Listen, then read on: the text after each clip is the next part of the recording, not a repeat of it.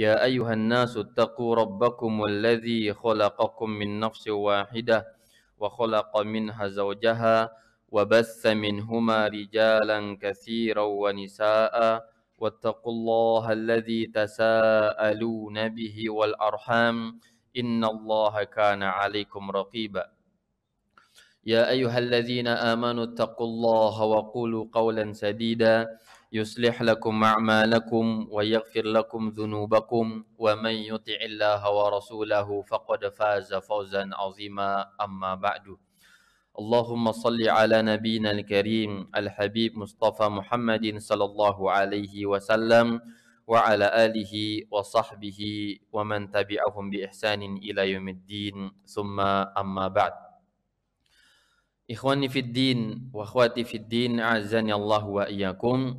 Saudara-saudari sekalian yang semoga dimuliakan oleh Allah Subhanahu wa taala.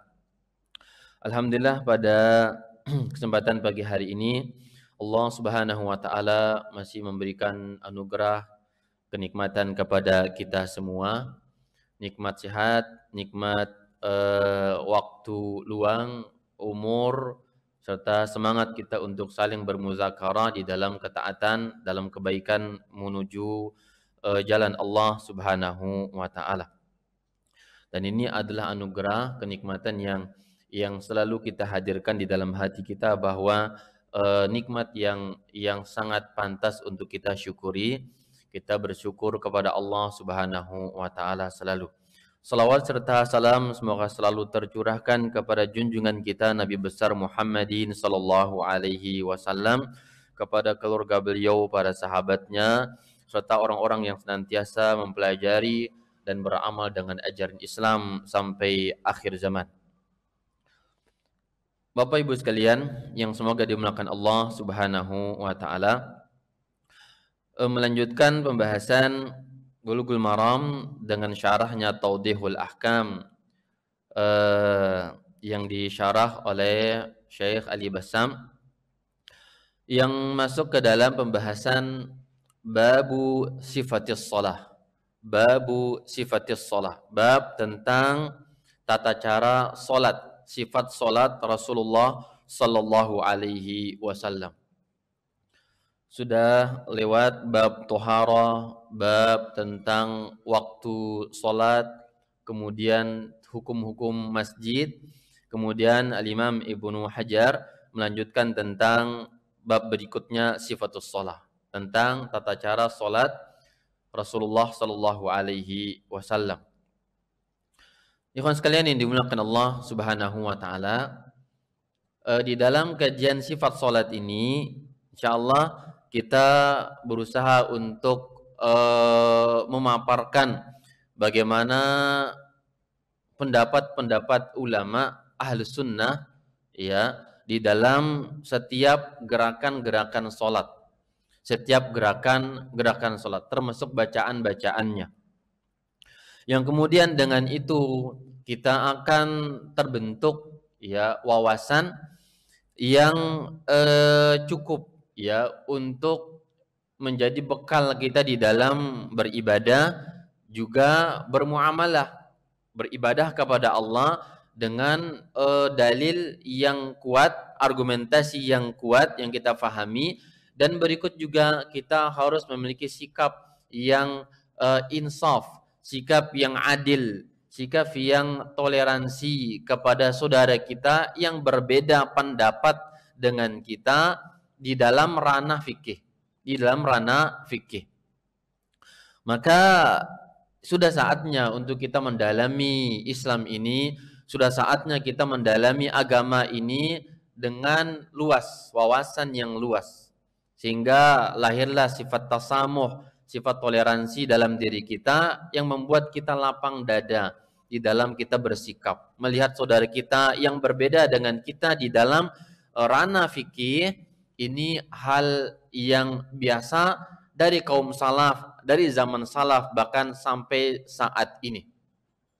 Dan jangan sampai kita terjatuh ke dalam kesalahan di dalam bersikap, ya ekstrim, gulu di dalam bersikap di dalam masalah fikih, yang sebenarnya Syekhul Islam Ibnu Taimiyah rahimahullahu taala, dan sebelum beliau Al-Imam Ibnu Abdul Bar di dalam At-Tamhidnya. Ibnu Taimiyah di dalam beberapa kitabnya mengatakan, jika Anda melihat di dalam masalah fikih ada dua pendapat dan Anda mengambil salah satunya, maka jangan Anda ingkari pendapat yang lainnya. Ini di dalam masalah fikih. Kita keluarkan masalah akidah, kita keluarkan masalah mauludan, masalah tahlilan, masalah kuburan dan seterusnya yang memang tidak ada mazhabnya. Namun di dalam masalah fikih kita harus bersikap adil, mengikuti dalil argumentasi yang kuat dan kokoh, sebagaimana juga kita harus berakhlak dengan akhlak salafus soleh di dalam hal ini. Maka semoga Allah memberikan kemudahan kepada kita untuk memahami dan memaparkan hal ini sesuai dengan apa yang kita temukan di dalam buku-buku para ulama kita. Berkata Al-Imam Ibnu Hajar Al-Asqalani rahimahullah, babu sifatis shalah. Babu sifatis shalah. As-salatu lughatan, salat secara bahasa artinya doa. Ya, salat secara bahasa artinya doa. Mungkin kita sering mendengar ya, ada kata salat, ada kata solawat, ya kan? Antum sering dengar solawat. Yang solawat itu adalah bentuk jamak dari kata solat. Solatun itu mufrad, tunggal. Ya, jamaknya solawatun. Solatun kemudian menjadi solawatun. Ya. Dan itu secara bahasa, secara ilmu sorof ya, nahu sorof ya, mufradnya solatun, kemudian jamaknya solawatun, dan memiliki banyak makna. Di antara maknanya adalah doa. Asal kata solat bermakna doa. Ya, maka dari sinilah ya kita ketika mendengar orang mengatakan solawat, solawatan, yang dimaksudkan dengan kata solawatan dalam makna umum dalam lisan-lisan kaum muslimin saat ini yaitu berdoa ya untuk Rasulullah Shallallahu Alaihi Wasallam dengan mengucapkan ya Allahumma salli ala Muhammadin wa ala ali Muhammad kama sallaita ala Ibrahim wa ala ali Ibrahim innaka Hamidum Majid, atau minimalnya Allahumma salli ala Muhammad. Itu solawat ya dalam bahasa kita. Bermaksud apa? Bersalawat untuk Rasulullah. Padahal itu bentuk jamak dari solatun. Sama dengan hal ini, hanya saja itu dibawa kepada makna bahasa. Ya, makna bahasa. Sebagaimana Allah mengatakan, ya, wasalli alaihim, tentang ketika Rasulullah Shallallahu Alaihi Wasallam menerima zakat, ya, zakat atau sedekah dari kaum muslimin, dianjurkan untuk mendoakan mereka. Khudh min amwalihim shadaqatan tutahiruhum biha wa tuzakkihim wa shalli alaihim. Ambillah harta zakat mereka yang menjadi pembersih dari dosa-dosa mereka dan mensucikan diri mereka. Kemudian shalli alaihim, salatlah untuk mereka. Ai ud'u lahum, doakan mereka. Doakan mereka. Ya. Ini secara bahasa. Maka jelas ya, ada solat, ada solawat. Solat mufradnya, solawatun adalah jamaknya, ya, dan bermakna doa, bermakna doa. Karena di dalam solat itu dominannya berisi doa. Dari awal kita mengerjakan solat, ya, baik gerakan maupun bacaannya, sunnah, gerakan fi'liyah ataupun qauliyahnya, itu semuanya mengandung doa. Doa dalam gerakan, ya, doa di dalam lisan-lisan kita di dalam salat tersebut. Kemudian secara syariat, ya, istilah syar'i dia adalah af'alun wa aqwalun, gerakan-gerakan serta bacaan-bacaan yang diawali dengan takbiratul ihram kemudian ditutup dengan salam, ya. Ini salat secara syariat. Berkata Syekh Ali Basam rahimahullahu taala, muqaddimatun, pengantar, pendahuluan. Sifatus salati hiyal hay'atul hasilatu fis salati bima laha minal arkani wal wajibati was sunani. Kata beliau, sifat salat, tata cara salat itu yang dimaksudkan adalah al hay'atul hasilah, ya, tata cara yang terjadi di dalam salat yang memiliki rukun-rukun, wajib-wajib dan sunnah-sunnah. Itu namanya sifat salat. Terkandung di dalamnya rukun salat, ada wajib salat, ada sunnah-sunnah salat, ya, yang dikenal dengan sifatus salat. Wahiyya tubri'uz zimmata wa tusqitul wajiba idza addaha al-'abdu bi syurutiha wa arkaniha wa wajibatiha faqat. Dan salat ini, ya, melepaskan seseorang dari zimmah, tanggung jawab, ya, wa tusqitul wajib, menggugurkan kewajiban.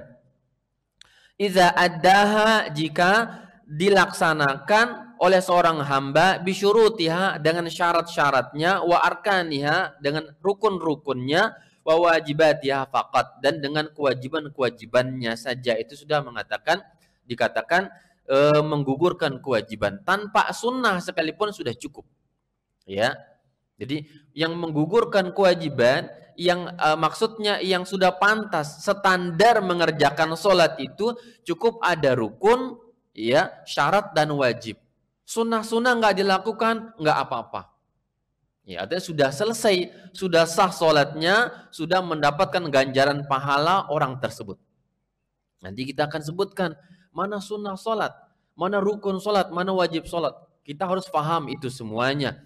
Ya, barangkali selama ini kita tahu bahwa yang namanya menggerak-gerakkan jari itu sunnah, yang kalau ada orang yang tidak menggerakkan, ini sepertinya bukan sunnah. Nah, ini kesimpulan yang salah. Kesimpulan yang salah. Atau lagi misalkan ketika kita takbiratul ihram, kemudian kita bersedekap, Allahu Akbar, ya. Kemudian ini yang lumrah, ya, yang sering dan kita lakukan. Lalu kemudian kalau ada orang yang dia Allahu Akbar tidak bersedekap, ya, maka kita akan vonis ini sholat aneh dan tidak sah. Ini juga menjadi salah. Nah, karena dalam pandangan ulama kita bersedekap di dada itu menurut jamahir ahli ilmi adalah sunnah sholat, bukan wajib atau bahkan bukan rukun sholat. Ini kita harus pahami, kita dalami terus ikhwan agama ini. Jangan terjebak di dalam sebuah faham, ya, atau cara beragama yang jumud, ya, atau gulu, menafikan yang ada atau mengadakan yang tidak ada. Salah dalam menghukumi dan seterusnya. Ini penting. Maka kata beliau, salat yang dimaksudkan di sini yang menggugurkan kewajiban dan sudah melepaskan tanggung jawab adalah yang dilaksanakan dengan terpenuhinya syarat, rukun dan wajib. Sunnah-sunnahnya tidak usah. Maksud saya di dalam apa? Untuk standar kewajiban dan menggugurkan tanggung jawab. Ya, mengerjakan sunnah sesuatu yang afdal tentunya, yang dituntut, yang kalau dikerjakan ada segudang kebaikan, ada segudang pahala dan tidak pantas untuk ditinggalkan. Ini sisi lain ya kita berbicara. Ya, ini sisi lain, sudut pandang lain yang berbeda.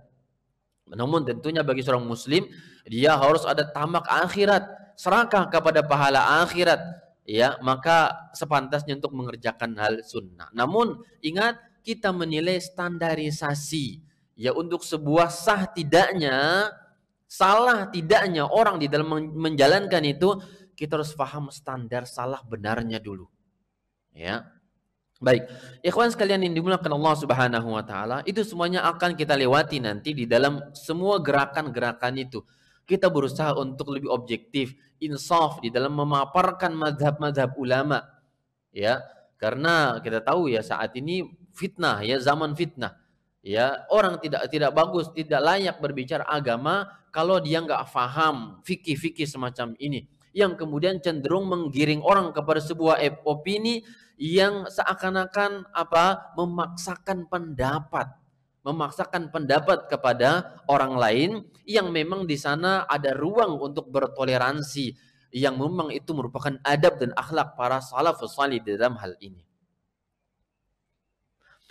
Kata beliau, wahya a'zamul ibadati wahya a'zamul ibadati wasilatan ila mardatillahi ta'ala wa husuli thawabihi idza sahaba ada al-wajibati al-khushu'a wal khudu'u wat tuma'ninatu wa jam'ul qalbi 'ala Allah ta'ala bihaitsu yu'addiha حال المراقبة لله تعالى والتفكير والتدبر لما يقول من القراءة والذكر والدعاء ولما يفعل من هيئات القيام والركوع والسجود والقعود. Kata beliau, salat ini adalah a'zamul ibadat, adalah ibadah yang sangat agung, ya, yang sangat besar, wasilatan ila mardatillah, untuk mencapai ridha Allah Subhanahu wa taala. Wa husuli thawabihi, dan untuk menggapai pahala-pahala dari Allah Subhanahu wa taala. Jika dibarengi pelaksanaan kewajiban-kewajibannya itu dengan adanya kekhusyuan, kekhuduan, ketenangan dan tuma'ninah, ya, ketenangan diri di dalam pelaksanaannya. Dan juga jika diikuti, ya, dengan adanya jam'ul qalbi 'ala Allah, ketenangan dan berkumpulnya hati menuju Allah Subhanahu wa taala ketika dilaksanakan salat tersebut. Bihalil muraqabati lillah, dalam kondisi muraqabah, merasa diawasi, dilihat, atau bahkan merasa melihat Allah Subhanahu wa taala. Wat tafkir, memikirkan, wat tadabbur, mentadabburi, ya, apa yang dibaca dari bacaan-bacaannya, zikir-zikirnya, serta doa-doa yang dilantunkan di dalamnya. Walima yaf'alu min hayatil qiyam, dan dengan apa yang dilakukan juga di dalamnya, berupa ruku dan sujud dan qu'ud dan duduk. Ini semuanya adalah mengarah kepada sebuah nilai keagungan untuk menggapai ridho Allah Subhanahu wa taala. Orang yang duduk sesama manusia saja itu sopan, merasa rendah, harus menghormati. Sujud apalagi hina, ruku ia merendahkan diri kepada mereka. Maka kepada Allah ini harus hadir pengagungan, kerendahan diri, kehinaan diri kita kepada Allah bersamaan dengan khusyuk dan ketenangan, ya, di dalam gerakan, dan juga doa-doa ini dituntut harus ada karena mengandung sebuah sarana pengantar kita untuk pengagungan kepada Allah Azza wa Jalla, serta dengan cara itulah Allah Azza wa Jalla akan melimpahkan pahala besar dan gugurnya dosa-dosa kita di dalam gerakan solat itu. Maka dari sini kata salafus saleh, kata para ulama, ya, solat yang terbaik itu adalah yang panjang berdirinya dan juga panjang sujud dan rukuknya, karena mengandung keutamaan besar. Pengagungan kepada Allah di sana hadir, yang berikutnya berguguran dosa-dosa hamba di dalam gerakan-gerakan tersebut. Dan juga kesempatan untuk kita melantunkan doa-doa kita kepada Allah Azza wa Jalla. Sebagaimana kita tahu dari para salafus saleh, Imam Ahmad mengatakan, aku mendoakan sekian banyak orang dari para guruku, orang-orang saleh di kalanganku, di kala itu di dalam sujud-sujudku, kata Imam Ahmad ibn Hanbal, tempat kita bermunajat kepada Allah Subhanahu wa taala. Maka ya penting untuk kita dalami terus, kita fahami, sudahkah ada di dalam diri kita ketika sujud dan ruku itu penghayatan, ya, penghayatan diri bahwa kita ini rendah, sedang berada di hadapan zat yang sangat dahsyat, zat yang sangat besar, Allah Subhanahu wa taala. Sudahkah ada pengagungan kepada Allah itu yang melebihi pengagungan kita kepada manusia ketika kita berjalan kemudian kita menunduk hormat kepada mereka. Ketika kita duduk menghormati yang lain duduk, maka ada pengagungan. Sudahkah itu lebih besar kepada Allah kita berikan daripada kepada manusia, kepada makhluk Allah Subhanahu wa taala? Maka ini yang membuat salat ini merupakan rukun kedua setelah syahadataini. Karena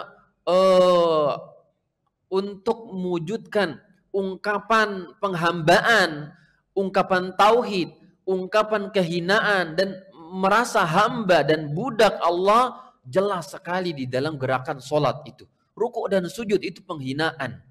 Namun apakah ada orang-orang yang tidak menghadirkan itu di dalam solat? Masih ada. Ya, solat hanya berupa gerakan kosong tanpa penghayatan dan pembawaan kepada penghinaan dan penghambaan kepada Allah Subhanahu wa taala. Wa qala al-Ghazali rahimahullah, al-Imam al-Ghazali rahimahullah. Imam Ghazali ini maklum ya, seorang ulama ahli sunnah. Salah seorang ulama ahli sunnah yang taubat dari ilmu filsafat, ilmu kalam, dan beliau adalah ulama ahli sunnah wal jamaah yang terkadang disalahfahami, disalahgunakan oleh sebagian orang, dikenal sebagai orang sufi, ya, orang sufi, seorang tasawuf dan guru tasawuf kata mereka, itu kesalahan besar, ya. Atau barangkali dengan ungkapan sufi, ya, maka dibawa kepada makna ahlu sunnah. Dalam terminologi ahlu sunnah, oke, tidak masalah kita terima sebagai sekedar istilah. Adapun yang difahami sebagai sufi yang sudah sampai kepada derajat ma'rifatullah, yang tidak salat, yang gugur kewajiban ibadah, maka itu hayhat jauh ya dari apa yang mereka klaim daripada al-Imam al-Ghazali ini. Kata beliau, lan tusalli ayyuhal muslimu ila al-qiyami bi awamirillahi ta'ala illa bi muraqabati qalbika wa jawarihika fi lahazatika wa anfasika min hini tusbih ila hini tumsi. Ya, kata beliau, lan tasila ayyuhal muslim, wahai seorang muslim, engkau tidak akan sampai kepada sebuah derajat, ya, yaitu menjalankan perintah Allah Subhanahu wa taala kecuali dengan merasakan muraqabati qalbika, yaitu hati ini merasa diawasi oleh Allah Azza wa Jalla, wa jawarihika, dan juga anggota badan kita, fi lahazatika, di dalam detik-detik yang kita lalui, wa anfasika, dan nafas-nafas engkau, kata beliau, min hini tusbih, dari engkau berada di pagi hari, ila hini tumsi, sampai engkau berada di petang harinya. Jadi kata beliau, waktu-waktu yang kita lalui ini hendaklah merasa muraqabatullah. Setiap nafas yang kita keluarkan atau yang kita hirup, ya, dan waktu-waktu yang gerak-gerik yang ada ini, engkau tidak bisa menjalankan perintah dengan baik kecuali dengan cara itu. Harus ada merasa diawasi oleh Allah Azza wa Jalla dan dihadirkan di dalam hati kita berikut anggota badan kita. Fa'lam, ketahuilah, annallaha muttali'un ala dhamirika, ketahui Allah itu, ya, muttali'un, mengetahui, ala dhamirika, atas batinmu, musyarrifun ala zahirika wa batinika, yang selalu mengawasi zahir dan batinmu, wa muhitun bi jami'i khutuwatika wa khutaratika wa sairi sakanatika wa harakatika, dan yang menguasai seluruh gerakan-gerakan dan kekhawatiran pikiran-pikiran kita, wasairi sakanatika wa harakatika, dan semua seluk-beluk diam bergerak kita selalu dalam pengawasan Allah.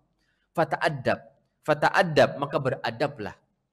Fi hadratil mulk al-malik al-jabbar, maka beradablah Anda, sopanlah, hadirkan adab kita fi hadratil malikil jabbar, di dalam menghayati atau ketika hadirnya raja yang sangat besar, yang sangat kuat, wajtahid, dan bersungguh-sungguhlah, alla yaraka haitsu nahaka, ya, bersungguh-sungguhlah untuk agar Allah tidak melihat engkau dalam hal-hal yang Allah telah larang engkau darinya. Jangan hadir dalam larangan Allah Azza wa Jalla.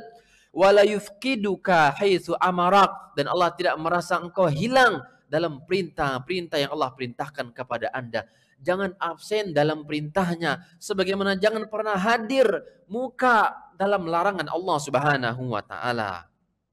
Ini ungkapan-ungkapan takwa ya dan muraqabah yang disampaikan oleh Al-Imam Al-Ghazali rahimahullahu taala. Sehingga belum melanjutkan lagi ya, fa inna ma yataqabbalu min salatika biqadri khusyu'ika wa khudu'ika. Maka Allah Subhanahu wa taala hanya akan menerima salatmu bergantung kadar khusyuk dan khudu', yaitu kepasrahan diri kita kepada Allah Azza wa Jalla. Fa'budhu fi salatika ka'annaka tarah. Ibadalah kepada Allah, sembahlah Allah dalam salatmu ka'annaka tarah, seperti Anda melihatnya. Fa illam takun tarah fa innahu yarak. Kalau Anda tidak mampu menghadirkan itu, ketahuilah Allah melihat Anda. Fa illam yahdur qalbuka wa lam taskun jawarihuka. Kalau hati belum mampu hadir, raga belum mampu tenang tunduk kepada Allah, fahadha liqusuri ma'arifatika bijalalillahi ta'ala. Maka hal ini sebabnya adalah karena keterbatasan pengetahuanmu tentang keagungan Allah Subhanahu wa taala. Fa'alij qalbaka, maka obati hatimu. Asahu an yahdur ma'aka salataka. Semoga dengan engkau obati hati tersebut, ya, dia bisa hadir bersamamu dalam salatmu tersebut. Fa innahu laisa laka min salatika, karena ketahuilah tidak ada bagian salatmu, pahala dari salatmu, illa ma aqalta minha, kecuali apa yang kau fahami dari salat-salat tersebut. Intaha kalamuhu rahimahullah. Selesai apa yang diungkapkan oleh Al-Imam Al-Ghazali rahimahullahu taala. Lihat apa yang beliau katakan, fa innahu laisa min salatika illa ma aqalta minha. Tidak ada bagian salat dari kita yang kita lakukan kecuali apa yang kita fahami dari salat itu. Ini ungkapan beliau. Ya, Masya Allah. Artinya bahwa kalau ada orang salat isinya melamun dari takbir sampai salam, maka yakin nggak dapat apa-apa. Nggak ada apa-apanya. Silih berganti, datang pikiran bisnis, datang pikiran rumah tangga, datang pikiran pekerjaan, datang pikiran sengketa dengan manusia satu, dengan manusia yang dua, dengan tetangga, dengan atasan, dengan bawahan, dengan silih berganti datang pikiran ini, ya, dan sampai hal itu berlalu sampai salam, kata Imam Ghazali, Anda tidak dapat apa-apa, nol dari gerakan itu, nol, kosong, ya, nggak dapat apa-apa. Karena Anda tidak mendapatkan apa-apa kecuali dari apa yang Anda fahami dari sholat. Penghayatannya ada tidak? Hadir nggak hatinya? Lembut tidak hatinya di dalam sholatnya? Takut nggak kepada Allah? Tambah cinta tidak? Atau menggugurkan kewajiban yang hanya menggugurkan kewajiban sekedarnya saja tanpa berbekas apa-apa di dalam diri, baik di dalam melaksanakannya atau bahkan setelah melaksanakannya. Ikhwan sekalian yang dimuliakan Allah Subhanahu wa taala. Ini sedikit muqaddimah yang disampaikan oleh Al-Imam Syekh Ali Bassam, kutipan dari ungkapan Syekh Al-Imam Al-Ghazali rahimahumallahu taala. Hadis pertama di dalam bab ini. Kata beliau, Al-Imam Ibnu Hajar Al-Asqalani rahimahullah, wa an Abi Hurairah radhiyallahu an. Pak Umar bisa baca? Baik. Tafadhal.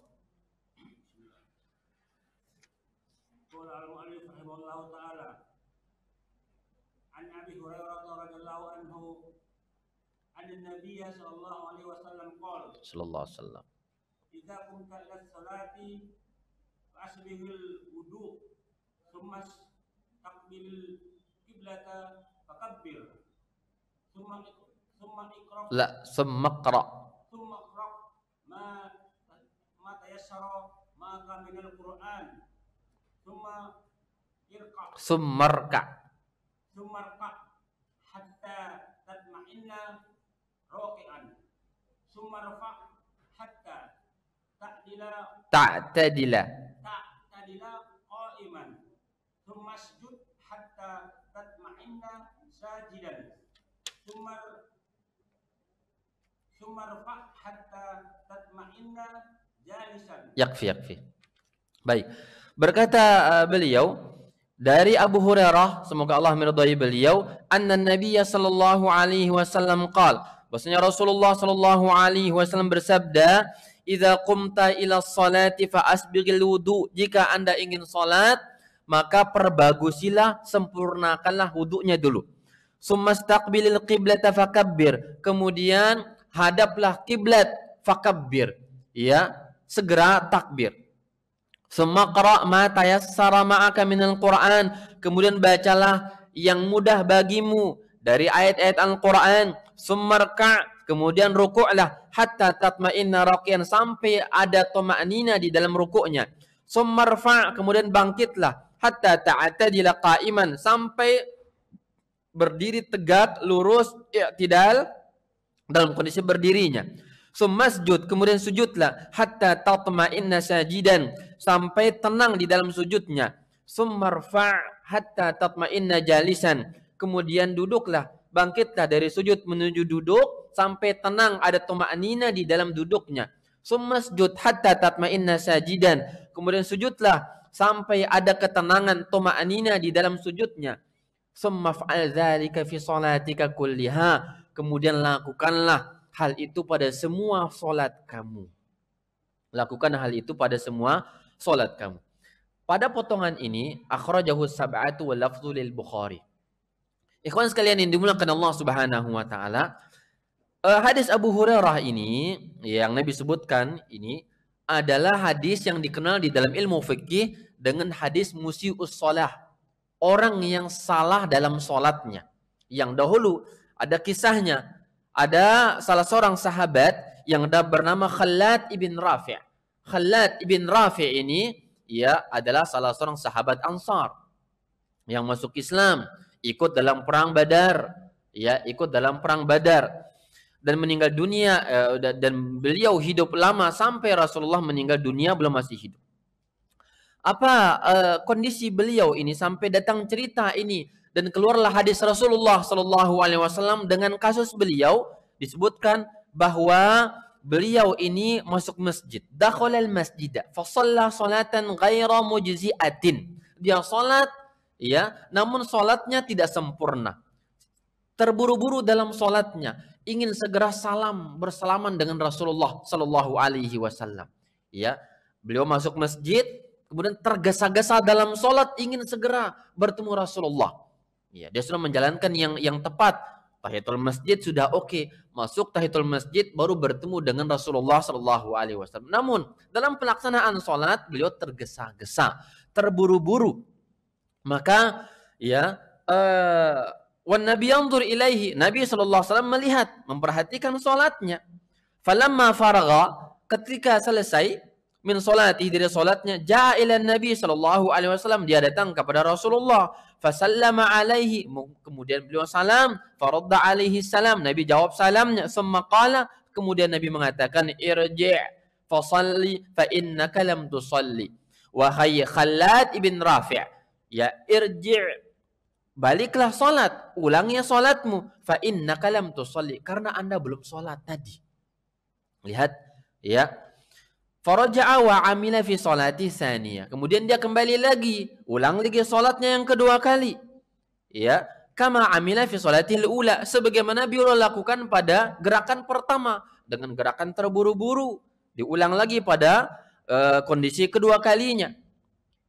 Summa ja'ila Nabi, kemudian datang kepada Rasulullah Sallallahu Alaihi Wasallam dan salam kembali. Kemudian juga Nabi memberikan komentar yang sama. Irji' fa innaka lam tusalli. Ulangi salat, Anda belum salat, kata Rasulullah Sallallahu Alaihi Wasallam.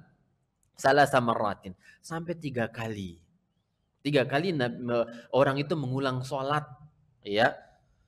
Fa aqsama ar-rajulu annahu la yuhsin fi minas salati illa ma fa'al. Maka dia bersumpah, demi Allah ya Rasulullah, ini yang aku bisa dalam salat, yang lain enggak bisa. Solatku ini yang aku bisa ya Rasul. Berarti selama ini solatnya demikian sahabat. Mungkin saja difahami demikian. فعندما اشتاق إلى العلم وتهيأ لقبوله علمه النبي صلى الله عليه وسلم كيف يصلي كما جاء في الحديث. Kata beliau, maka ketika dia rindu ilmu salat, rindu tentang salatnya, maka dia mulai bertanya, ya Rasulullah, kalau begitu aku menyerah ya Rasul, aku angkat tangan, ajarkan aku sekarang bagaimana salat yang benar ya Rasulullah sallallahu alaihi wasallam. Maka Nabi sampaikan sebagaimana dalam hadis ini, jika engkau sholat, berdirilah, hadaplah kiblat, kemudian takbirlah. Ya, sebagaimana kita sebutkan di muka. Kita khawatir kalau Nabi ada di zaman kita, atau mungkin kita hidup di zaman Nabi, melihat cara sholat kita yang super cepatnya ini, super kilat, kelas eksekutif sholat.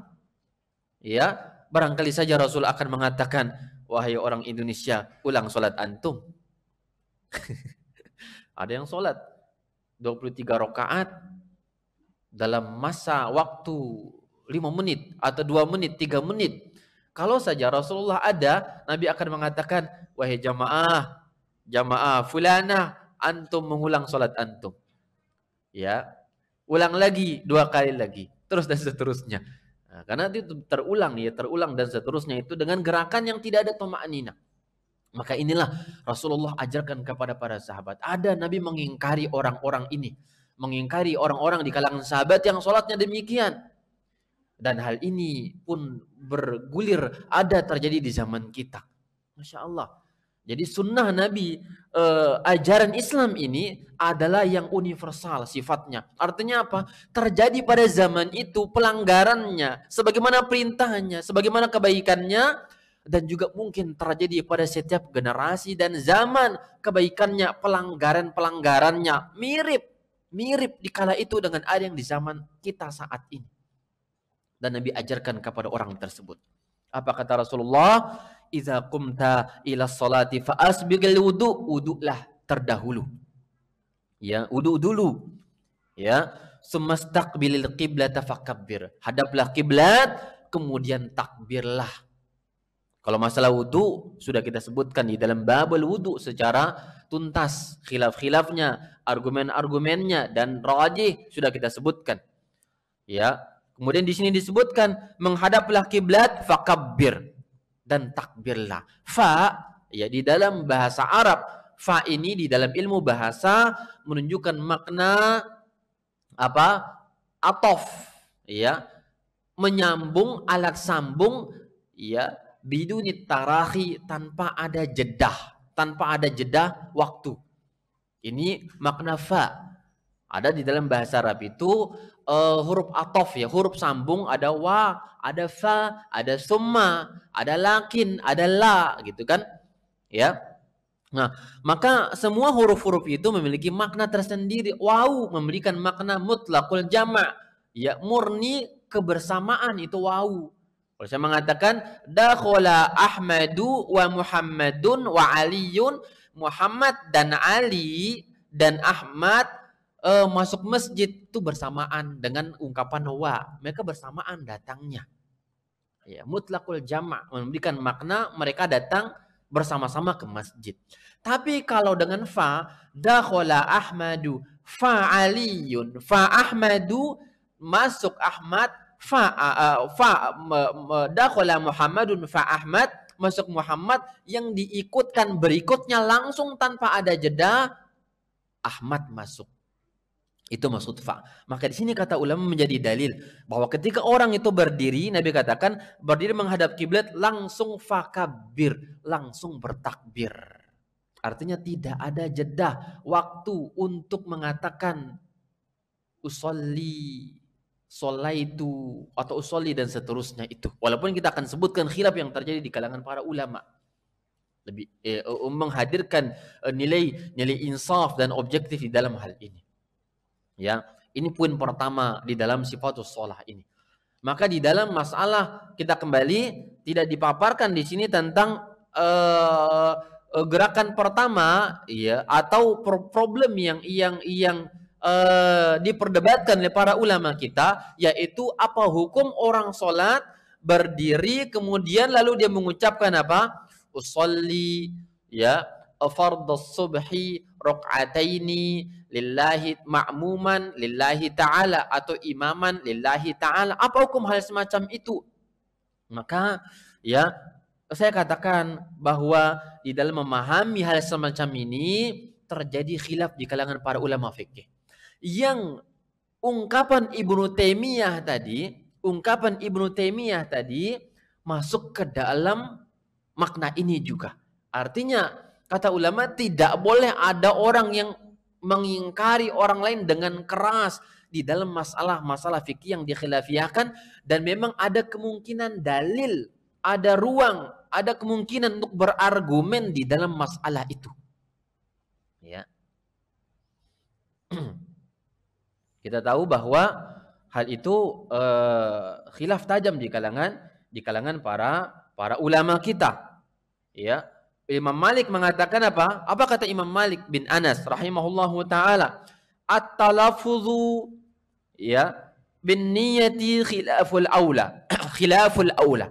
Illa lil muwaswis fa innahu mandubun daf'an lil waswasah. Apa kata Imam Malik bin Anas? Kata beliau, melafalkan niat, menjaharkan niat, ini adalah khilaful aula, menyelisihi yang sepantasnya. Artinya nggak usah. Yang pantas itu nggak usah pakai lafaz niat. Imam Malik mengatakan, ya, maaf, Malikiyah, bukan Imam Malik, tapi penganut mazhab Malik, Imam Malik, pengikut mazhab Malik bin Anas rahimahullahu taala. Kata mereka demikian, innahu khilaful aula, bahwa melafalkan niat menurut pengikut Imam Malik bin Anas adalah menyelisihi yang sepantasnya. Ya. Wa dzalika li ghairil muwaswis, itu bagi orang yang tidak ada penyakit waswas. Ya. Adapun kata beliau, bagi orang yang terkena penyakit waswas, ini kata Imam Malik bin Anas, ya maaf, menurut pengikut mazhab Malikiyah, mazhab Malik, kata mereka bahwa jika ada orang yang kena waswas tadi, maka dianjurkan untuk menolak waswas di dalam sholat itu, dalam berniat, ya. Ini menurut Malikiyah. Sebelum itu saya katakan bahwa sepakat ulama bahwa niat itu tempatnya di hati. Sebagaimana juga dikutip oleh semua mazhab. Mereka mengatakan bahwa sepakat ulama kita mengatakan bahwa mahallun niyati fil qalb, tempat niat itu di dalam hati. Ini yang dikutip oleh semua mazhab. Al-Imam Asy-Syarbini di dalam kitabnya Al-Iqna' Syarah Matan Abi Syuja' juga mengatakan demikian. Ijma' ulama disepakati bahwa niat itu tempatnya di dalam hati. Ya. Tempatnya di dalam hati. Kemudian Imam Malik tadi mengatakan, namun apa? Terjadi perbedaan ya tentang hukum kesunahannya. Ya. Sepakat akan tempatnya di dalam hati. Dan dia sepakat bukan syarat sholat, bukan wajib sholat, bukan rukun sholat. Ini sepakat ulama dalam hal ini. Namun terjadi khilaf di kalangan mereka, apa hukum kesunahannya? Boleh enggak? Ya. Sunnah enggak? Dianjurkan tidak? Ini terjadi khilaf di kalangan mereka. Ya. Tadi apa? Imam Malik, penganut Malikiyah mengatakan apa? Ya. Khilaful aula. Melafalkan itu menyelisih yang sepantasnya. Kecuali bagi orang-orang yang terkena penyakit waswas. Bagaimana maksud waswas ini? Dia kadang ragu-ragu, waswas. Tadi sudah niat belum ya? Dia sudah takbir. Ini penyakitnya orang was-was ya. Sudah takbir Allahu Akbar. Teringat, dia sudah niat belum? Ya. Jangan-jangan niat ini sholat subuh atau sholat maghrib atau sholat yang lainnya. Lupa berniat dalam hati. Diulang lagi. Allahu Akbar.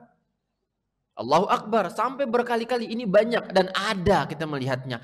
Kata Imam Malik, penganut Malikiyah, orang semacam inilah orang yang dianjurkan untuk apa? Melafalkan niat agar lebih mantap dan yakin, dan untuk membuang penyakit waswasnya. Dia mengatakan apa? usolli, untuk meyakinkan sudah nggak ada waswas lagi, sudah berucap kok masih ada waswas, maka ucapkan usolli untuk apa? Membuang waswas itu. Ini pendapat ulama Malikiyah. Ya. Imam Syafi'i atau pendapat Syafi'iyah mengatakan apa? Sunnah, dia sunnah. Ya. Tentunya semuanya punya dalil. Apa dalil dari mazhab Syafi'i? Kata mereka, agar niat hati ini lebih mantap yang dibarengi dengan ucapan lisan.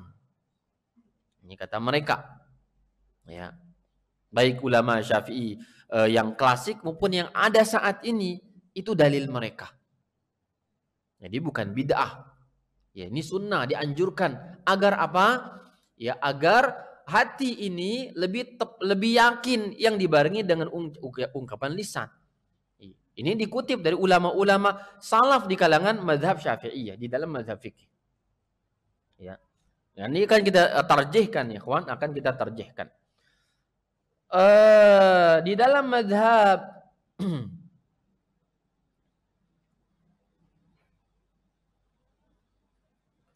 Ahmad, ya, di dalam mazhab Ahmad mereka mengatakan bahwa Al-Imam Ibnu Qayyim mewakili dalam hal ini, ya, kata beliau bahwa hal ini terlarang dan tidak boleh mengucapkan usolli semacam itu, atau nawaitu dalam wudu, misalkan nawaitul wudu'ah, atau usolli dalam solat, atau nawaitu sauma untuk berpuasa, atau nawaitu zakata untuk berzakat, nawaitu sedekah untuk sedekah. Ya, kata Al-Imam Ibnu Qayyim, ya, berikut gurunya Syekhul Islam Ibnu Taimiyah rahimahullahu taala, beliau mengatakan bahwa hal ini adalah sesuatu yang, ya, tidak layak untuk diucapkan. Kenapa? Orang yang mengucapkan itu dia kurang agama dan kurang akalnya. Ada kekurangan dari si agama dan juga akalnya. Ini keras ya ungkapan dari Syekhul Islam Taimiyah dan juga muridnya Ibnu Qayyim al-Jauziyah. Karena beliau mengatakan tidak disunnahkan oleh Imam Ahmad, tidak Rasulullah yang mensunnahkan.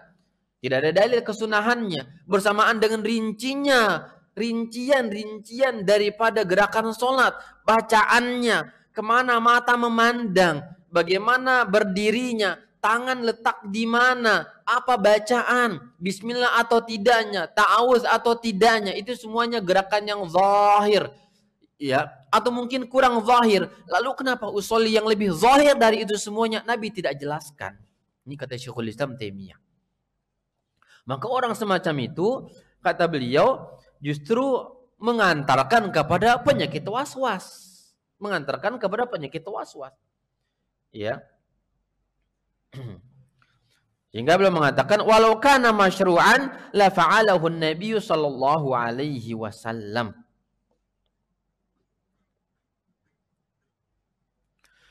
Dan pendapat yang mengatakan bid'ahnya atau tidak tepatnya akan talafut bin niyah itu, ya, adalah pendapat yang lebih sahih, kata Syekhul Islam Taimiyah. Ya. Jadi orang itu adalah orang yang lemah akal dan agama. Bagaimana lemah agama? Karena dia bid'ah. Dia menambah agama, maka kuranglah nilai agamanya karena dia menambah syariat. Ini namanya kelemahan agama. Jadi bid'ah itu kelemahan, bukan sesuatu yang besar. Adapun kelemahan akalnya, ya, maka orang itu kedudukannya sama dengan orang yang ingin makan lalu mengatakan ketika ingin makan, ya, nawaitu ta'ama, saya berniat untuk makan, diucapkan. Ingin mandi, nawaitul ghusla, diucapkan lagi. Ingin pakai baju, nawaitu ilbasal malabis. Ingin berkendaraan, nawaitu rukubas sayyarah.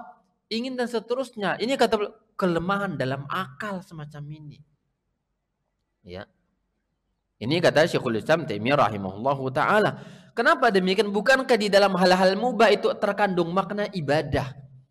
Bukankah di dalam hal-hal mubah terkandung makna ibadah?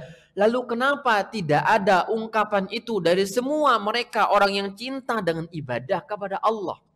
Dari kalangan salaf, sahabat, tabi'in, dan imam yang 4 itu. Secara nas dari mereka, kata beliau,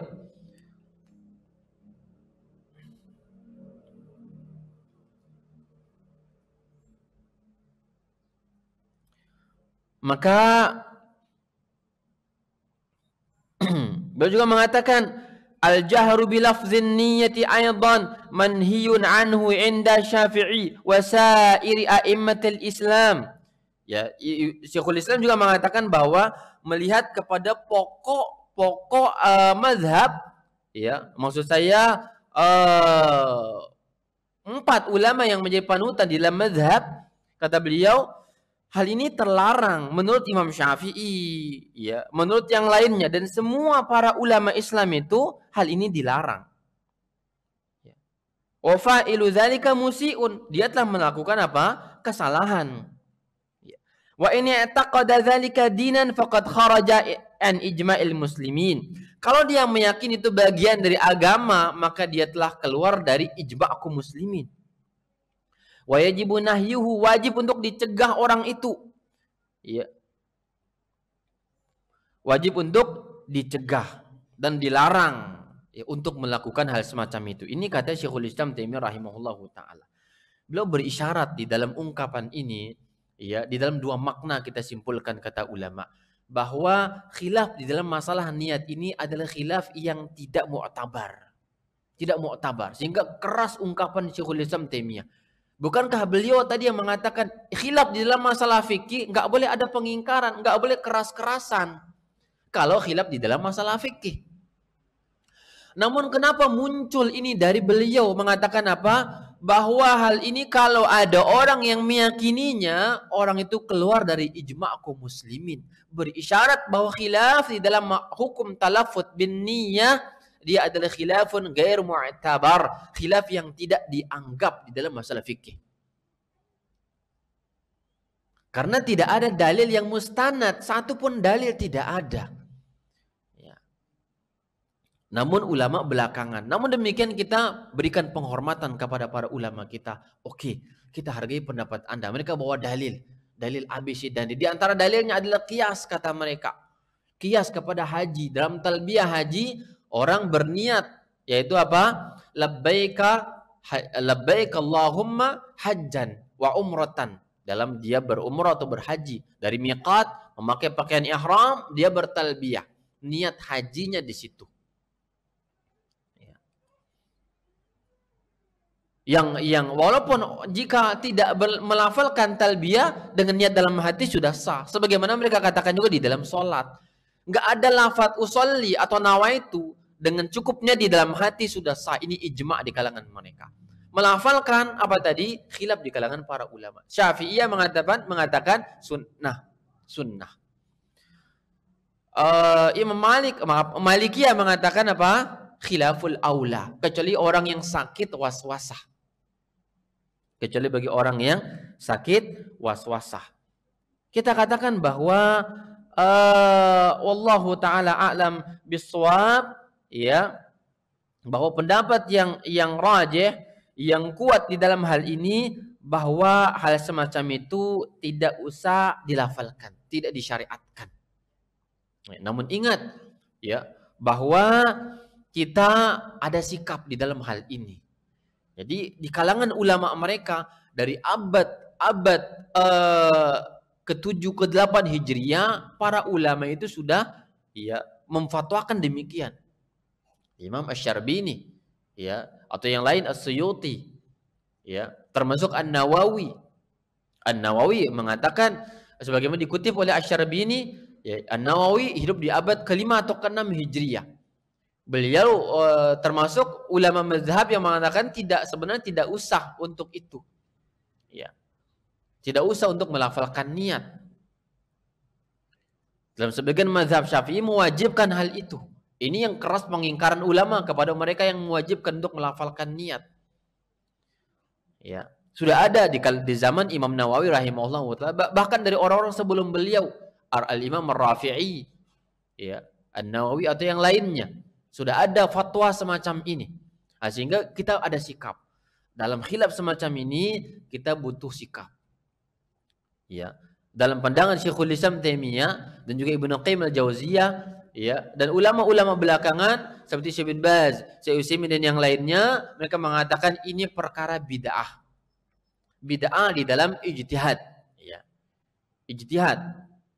Jangan disalahfahami bahwa bid'ah ini akan membuat mereka masuk neraka dan seterusnya misalkan. Yang buat mereka kepanasan terkadang. Kok saya sholat hanya sekedar mengucapkan sholli kok masuk neraka? Ya. Maka kalau demikian, ya kata para ulama kita jaga bahasa kepada saudara kita kaum muslimin.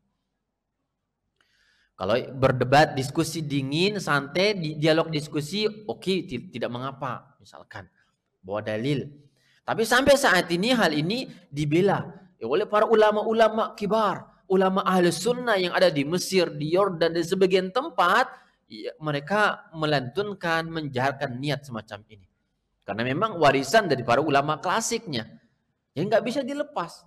Sudah merupakan sunnatullah, berbeda demikian. Namun mereka ahli sunnah.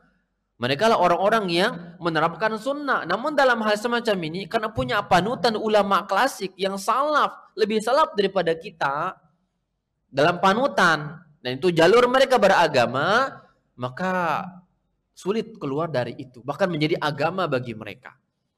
Yang mereka juga meyakini apa? Tidak wajib akan hal itu. Yang merupakan namun terjadi kesalahan di negara kita bahwa kalau ada orang sholat yang tidak mengucapkan itu, ini cacat sholat. Ini yang berlebihan. Ini yang berlebihan yang ada di saat ini. Karena kita dengar sendiri di kalangan kaum muslimin, awamnya atau yang lainnya, ya kata mereka melihat kita, mereka lah sholat, orang yang sholat tanpa niat mereka itu. Maksudnya apa? Tanpa menjaharkan, sehingga celah-celah dan mencela dan seterusnya. Akhirnya sudah keluar batas, keluar jalur mazhab kalau sudah seperti itu. Ya. Jadi kita keras di dalam bersikap menafikannya, sebaliknya mereka keras kepada kita karena kita tidak mengucapkannya.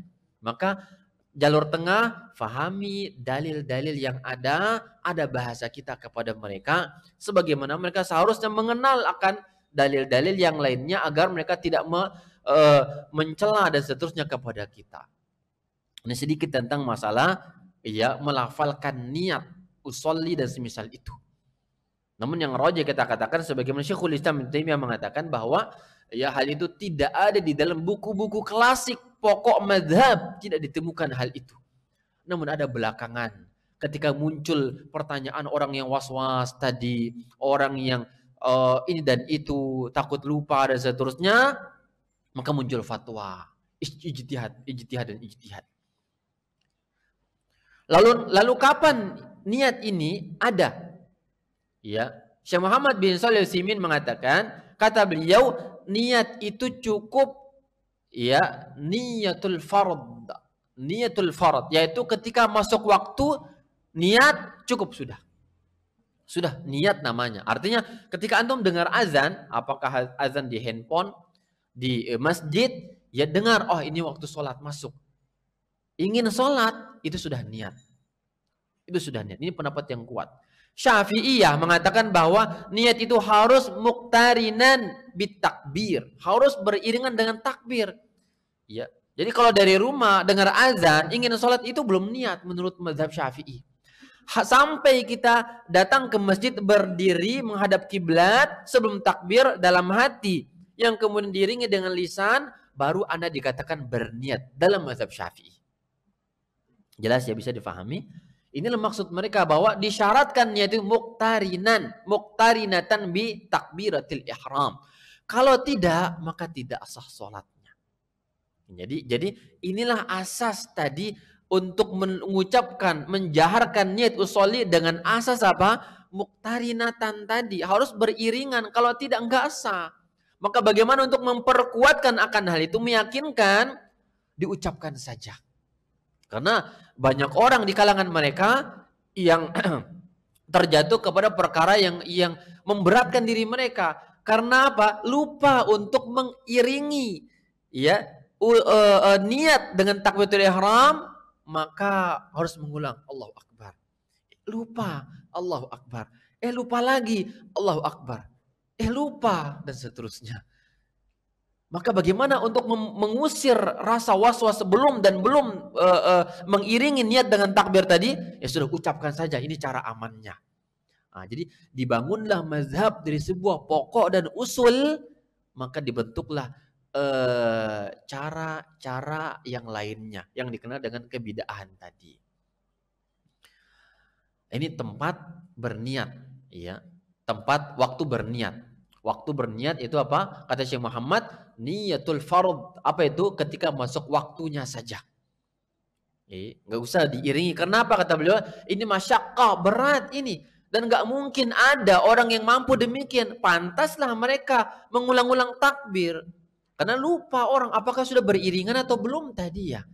Apakah sudah ada atau belum tadi dan seterusnya. Berat, berat. Bahkan sebagian orang tuh stres dengan takbiratul ihramnya. Ya. Ikhwan fiddin yang dimuliakan Allah Subhanahu wa taala, ini persoalan pertama dalam salat, yaitu apa? Niat. Masalah niat. Dan itu yang kita sebutkan tadi yang rajih, ya. Wallahu taala a'lam bishawab, bahwa dia tidak usah dilafalkan, ya.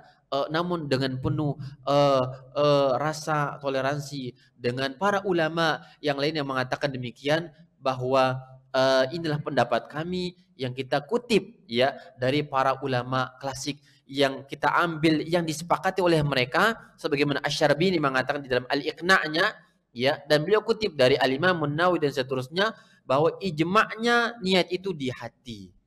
Ijma'nya itu di hati. Ini yang diijma'kan oleh para ulama. Khilafiyahnya di mana? Disunnahkan atau tidak ketika melafalkannya. Dan yang rajih tadi katakan apa? Ya, tidak ada syariat untuk melafalkan niat. Dengan penuh catatannya rasa toleransi kita kepada ahlu sunnah yang melafalkan akan hal tersebut. Dan ketahuilah, bukan standar sunnah atau bukan ahlu sunnah hanya sekedar melafalkan niat. Ini catatan penting bagi kita. Ya, jangan keluarkan orang dari ahlu sunnah hanya gara-gara melafalkan niat. Karena dia ada perkara bid'ah yang tidak melazimkan seseorang itu keluar dari dairatus sunnah, dari lingkaran ahlu sunnah wal jamaah. Karena ulama-ulama ahlu sunnah mengiyakan itu. Atau perdebatannya mereka terima karena ada ruang berkhilaf, karena mereka ada dalil-dalil, kemungkinan dalil yang mereka fahami dalam hal itu, kata mereka. Wallahu taala a'lam bishawab. Ini yang dapat disampaikan, semoga bermanfaat kepada semuanya, ya.